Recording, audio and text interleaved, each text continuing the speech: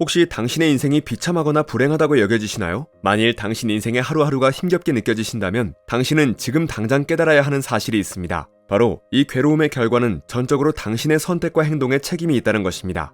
책 내 최고의 하루는 오늘부터 시작된다는 통찰력 있고 깊이 있는 77가지 인생의 지혜를 소개하고 있습니다. 오늘은 이 책의 내용을 바탕으로 방치하면 반드시 인생에서 불행을 초래하는 4가지를 소개해드리겠습니다. 이 4가지에 해당되시는 분들은 꼭 바로잡으셔서 성공적이고도 행복한 인생을 살아가시길 바랍니다. 1. 불편한 감정을 회피하는 것. 당신은 평소 불편한 감정을 어떻게 소화하시나요? 대부분의 사람들은 불편한 감정을 피하려고만 합니다. 특히 인생이 불행하게 느껴지는 분들의 경우 불편한 감정을 더욱 견디지 못해 합니다. 즉시 회피하려고만 하고 불편한 감정을 유발하는 상황 자체를 아예 만들려고도 하지 않습니다. 그러나 역설적으로 불편한 감정을 회피하려 할수록 불편한 감정이 생기는 상황을 더 자주 만나게 됩니다. 그러다가 인생 자체가 불편해지는 것을 넘어 불행해지게 되죠. 그런데 사실 불편함은 변화의 벼랑 끝에 서 있을 때 느끼는 감정입니다. 보통은 불편함과 불행을 혼동하고 도망치다가 결국 불행으로 향하기도 하는데요. 사실 불편함은 옳은 길로 안내하는 지표와 같습니다. 새로운 것을 이해하고 적응할 때 느껴지는 감정이 불편함이며 어설픈 신념에서 해방되어 진정한 변화를 만들기 위한 자극이 느껴질 때도 불편함이 따릅니다. 즉 불편함을 느낀다는 건 당신의 인생을 좀 더 나은 길로 나아가게 할 수 있는 좋은 신호입니다. 따라서 불편함이 느껴졌을 때 우리는 이 불편함을 인생을 조금씩 바꿀 좋은 기회로 여기고 불편함을 과감히 직면하고 앞으로 나아가야 합니다.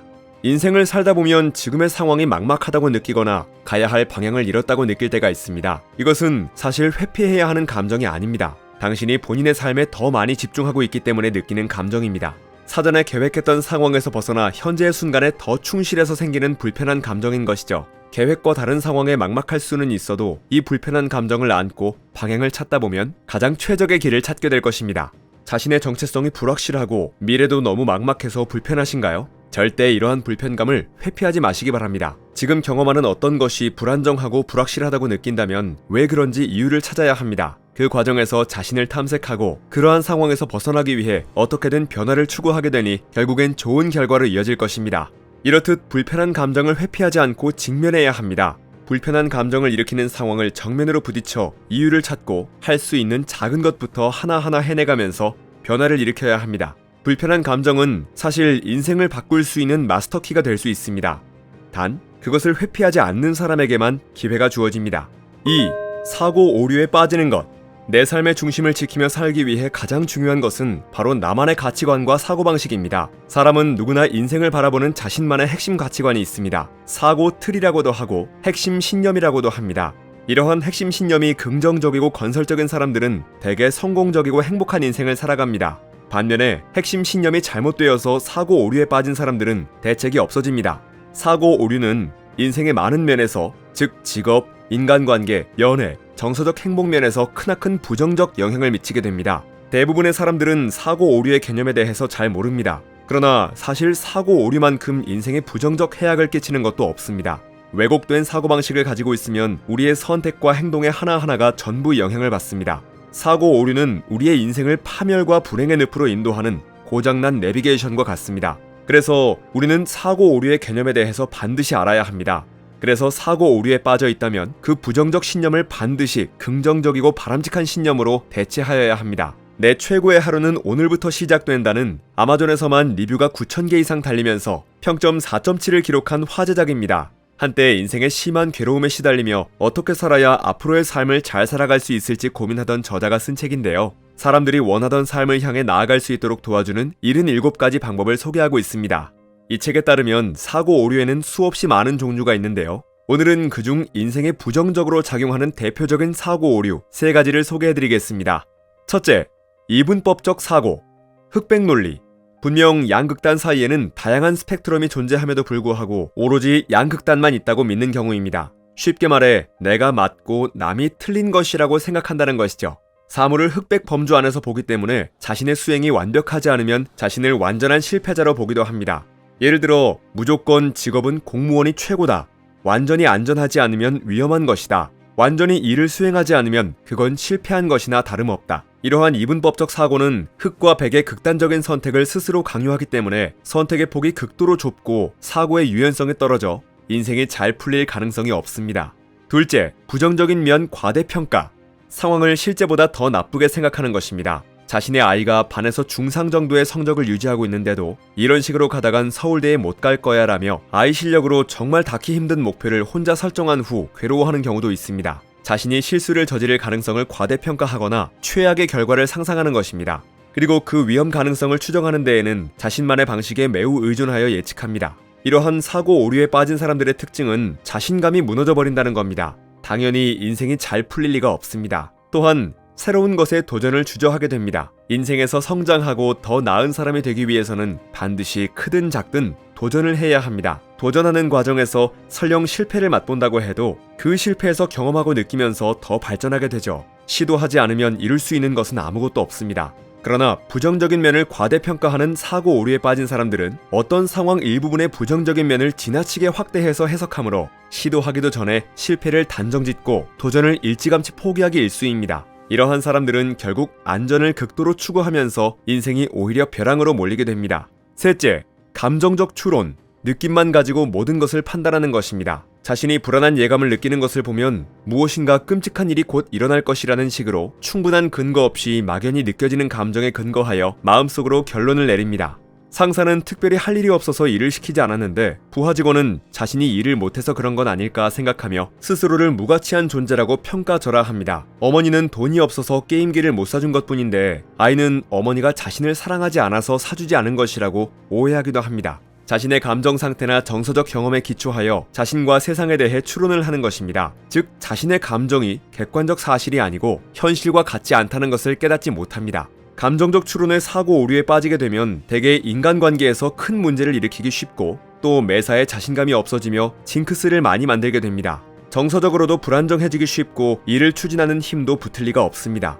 오늘은 이렇게 몇 가지 사고 오류를 살펴보았는데요. 사실 사고 오류의 종류는 정말 다양합니다. 우리가 인생에서 내리는 잘못된 선택과 행동에는 이렇게 사고 오류가 바탕에 깔려있는 경우가 대다수인데요. 사고 오류에 빠져있다는 것을 자각하면 이를 바람직한 사고로 대체하고 교정하여야 합니다.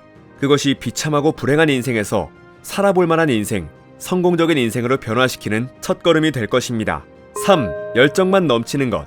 옛날부터 열정은 모든 문제의 답이라고 여겨져 왔습니다. 즉, 열정이 즐겁고 성공적이며 행복한 삶을 누리게 해주는 해결책이라고 생각했던 거죠. 하지만 열정은 무턱대고 아무거나 열심히 하는 게 아니라 자신이 세운 삶의 목적을 성실하게 추구하는 것입니다. 책 내 최고의 하루는 오늘부터 시작된다는 지금 당장 인생을 바꿀 수 있는 77가지를 알려주면서 막막한 삶에서 깨어나와 원하던 삶을 향해 거침없이 나아갈 수 있게 하는 조언으로 가득한데요. 이 책에 따르면 열정은 목적지에 도달하는 여행의 한 방식일 뿐 목적지 자체를 결정하는 수단은 아닙니다. 즉, 불을 피우고 그것이 꺼지지 않도록 밤새 불을 지켜주는 것이 바로 열정이지 불 자체가 열정은 아니라는 말입니다. 그래서 원하는 목적지에 도달하기 위해서는 열정과 논리의 균형을 맞춰야 합니다. 그래야 하는 이유도 함께 살펴보겠습니다. 먼저 열정은 허망한 꿈을 최대화하는 삶을 위해 노력하라고 속삭이고 논리는 잠재력을 최대화하는 삶을 위해 노력하라고 설득합니다. 그래서 열정은 당신의 삶을 덜 이상적인 곳에 묶어둘 것입니다.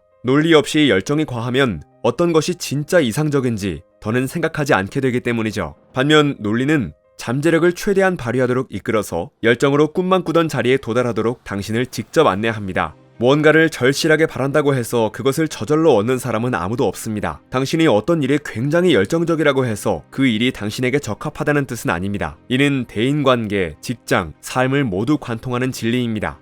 사람들은 열정적인 태도가 어떤 일을 할 때 꼭 필요한 것이라 주장하지만 결국 일을 성사시키는 사람은 그 일에서 기술적으로 가장 유능한 사람입니다. 논리 없이 열정만 가득하게 되면 열정은 인생을 가장 빠르게 망치는 지름길이 되기도 합니다. 냉철한 논리와 분석 없이 열정적으로 미래의 무언가를 얻기 위해 현재 큰 돈을 덜컥 대출받는다고 가정해보겠습니다. 그 결과 당신은 앞으로 30년간 빚에 허덕이며 이사, 여행, 결혼, 가족을 모두 잃을 수도 있습니다. 대출까지 받으며 원했던 일도 제대로 할 수 없겠죠. 이게 바로 열정입니다. 세상에는 많은 성공한 사람들의 이야기를 언론을 통해 열정이라는 포장지로 아름답게 묘사하지만 사실 성공한 사람들은 대부분 논리와 열정을 동시에 갖췄습니다. 논리 없는 열정은 사실 위험한 독이 될 수도 있는 것입니다. 그것도 높은 확률로. 열정을 논리와 결합하지 않고 느껴지는 감정대로 행동한 결과는 대개 끔찍한 비극입니다. 4. 고요하고 정적인 시간을 견디지 못하는 것. 혹시 고요함을 아무것도 안 하는 것 혹은 무기력한 상태, 인생의 실패라고 생각하시나요? 사실 고요함은 그런 것이 아닙니다. 우리는 그동안 열심을 넘어 과로할 정도로 일해야 한다고 배웠고 목표에 도움되지 않는 일을 하는 것은 쓸모없다고 배웠는데요. 또한 고요히 내면으로 여행을 떠나는 시간을 잠시도 견디지 못해 아무 일이 없어도 끝없이 스마트폰을 본다든지 지인과 통화를 하는 사람들이 많습니다. 이런 것들은 내면으로 깊숙이 파고드는 것을 방해하며 사는 목적을 왜곡하곤 합니다. 우리에게 아무것도 하지 않는 고요하고 정적인 시간이 왜 필요한지 살펴보도록 하겠습니다. 인간의 뇌는 아무것도 안 하는 상태에서 초능력과 창의력을 발휘합니다. 인간의 신경망은 휴식 상태에서 그동안의 경험을 처리하고 기억을 굳건히 하며 학습과 주의력, 감정을 강화하는데요. 그 결과 더 생산적이고 효과적으로 일상 업무를 감당할 수 있는 상태가 됩니다. 실제로 창의력을 꾸준히 발휘하고 혁신적인 아이디어를 개발하는 사람들은 당면한 일에 집중하기보다는 정해진 틀에서 벗어나 잠깐씩 멍한 상태로 자신을 내버려 둔다고 합니다. 이렇게 가끔 휴식을 취하며 어떤 목표를 향해 전진한다면 자신이 하고자 했던 것을 성취할 가능성이 더 커집니다. 그리고 그 과정에서 지금보다 더 건강하고 행복한 생활 방식을 유지하게 되죠. 혼자 있는 시간을 즐길 줄 아는 사람만이 더 행복하고 성공적인 인생을 살아가게 됩니다. 혼자서 하는 호젓한 산책, 고요히 하는 명상, 조용한 곳에서의 독서와 사색 등을 통해 휴식을 취하고 모든 것에 마음 쓸 수 있는 여유가 생겼을 때 현재를 더 명확하게 의식할 수 있게 될 것입니다. 혼자 있는 시간을 잘 보내는 사람이 진정으로 인생을 올바른 길로 잘 이끌 수 있는 것입니다.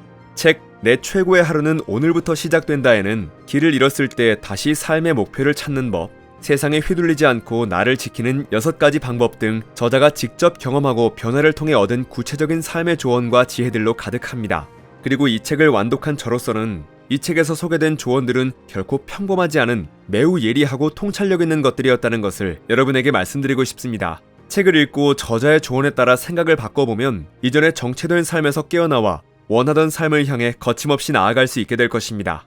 길을 잃었을 때 다시 삶의 목표를 되찾고 싶다면, 세상에 휘둘리지 않고 나를 지키고 싶다면, 비참한 인생을 살고 싶지 않다면 생각과 관점을 바꿔보세요. 그 순간부터 당신의 인생은 더 이상 어제와 같지 않을 것입니다. 책갈피였습니다. 당신의 성공과 행복을 응원합니다.